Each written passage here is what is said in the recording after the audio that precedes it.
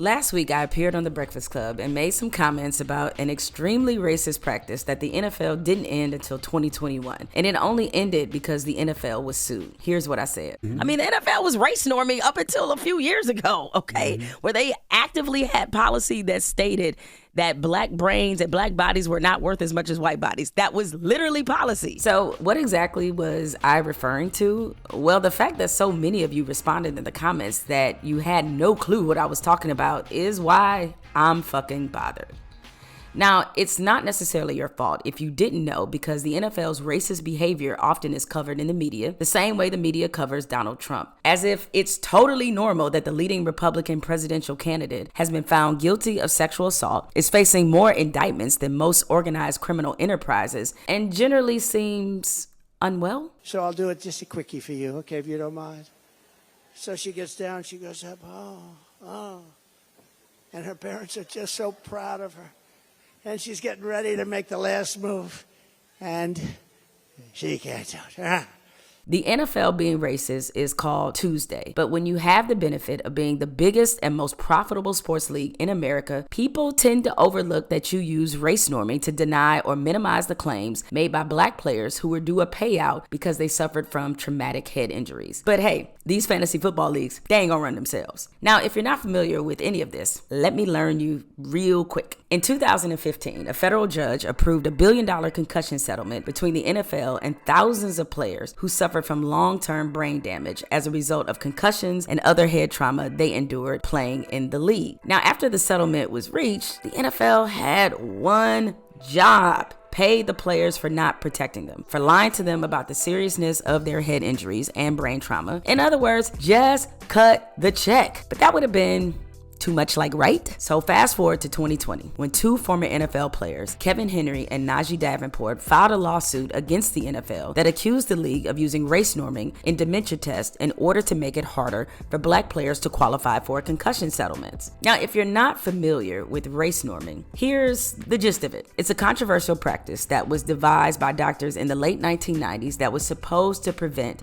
the misdiagnosis of brain injury or disease in otherwise healthy people who came from underprivileged backgrounds. Now, the alleged intent behind race norming was to prevent doctors from making blanket decisions when social and environmental factors should be considered. For example, we know that black people disproportionately suffer from high blood pressure, but doctors have learned over time that some of the reasons for that include income inequality and discrimination. Considering 1 out of every 5 black households are situated in a food desert where there is little access to affordable fruits and vegetables, it then explains why obesity rates tend to be higher in our communities, or why we're not eating as healthy as other groups, thus making us especially vulnerable to high blood pressure. Now, while that sounds like helpful information for a doctor to know, more often than not, race norming is proven to be extremely harmful to black patients because it depends on this assumption that black bodies are inherently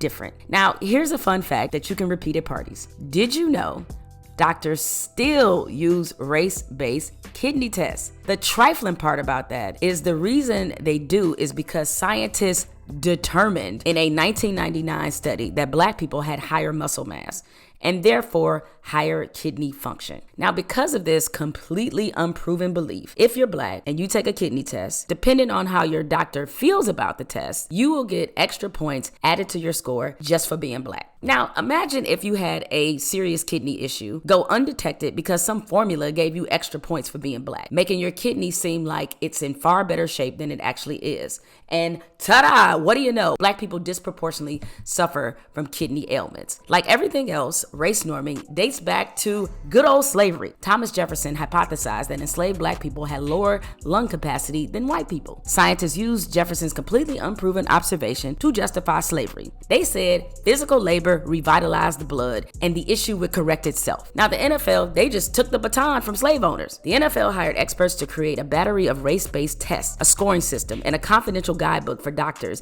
evaluating players seeking a concussion settlement. As part of these tests, black players were assumed to have lower intelligence than white players. So if a black player was showing any signs of dementia, he had to show a greater level of cognitive decline to get the same payout as a white player. An estimated 60% of the NFL's retirees are black. Race norming was just another example of a tremendous effort by the league to disenfranchise black athletes. To loosely borrow from that great urban philosopher Jamie Foxx, I ain't saying the NFL is a slave plantation, but it's slave plantation-ish. The NFL announced in 2020 it was ending race norming. And while most media outlets gave this story some treatment, let's just say this story didn't even get a tenth of the coverage that the Travis Kelce, Taylor Swift budding romance has received. Case in point, the number of y'all across social media who did not know what the hell I was talking about when I talked about race norming last week on The Breakfast Club. But here's the thing. Apathy and a short attention span is what the NFL relies on. They know our collective desire to be entertained by their league will outweigh any concerns about what's really happening behind closed doors